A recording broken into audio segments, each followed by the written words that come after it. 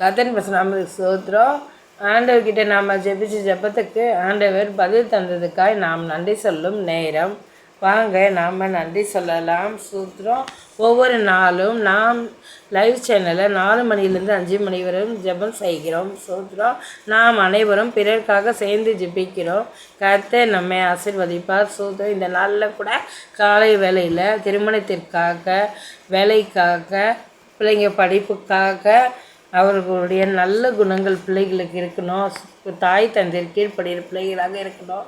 அதே போல் பிள்ளைங்க பழகிற இடத்துல கூட நல்ல முறையில் பழகணும். எல்லா பிள்ளைங்கக்கிட்டேயும் நல்ல படிப்பில் முக்கியத்துவம் கொடுக்கணும். அதே போல் குடும்ப ஆசீர்வாதமாக இருக்கணும். பிரிஞ்சு போன குடும்பம்லாம் ஒன்றா சேரணும்.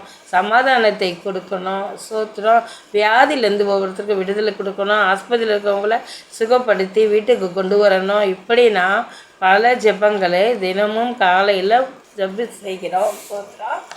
இந்த நாளில் 27 குறிப்புக்காக ஜெபிச்சிருக்கிறோம். குழந்தைகளுக்காக, மாதமாக இருக்கிறவங்களுக்காக, குழந்தை வேணுன்றவங்களுக்காக இப்படி ஜெபிக்கிறோம். ஒவ்வொரு நாளும் இந்த காலை வேளைக்குள்ளே ஜெபிச்ச ஜெபத்துக்கு ஆண்டவர் பதில் தந்ததுக்காய் நன்றி.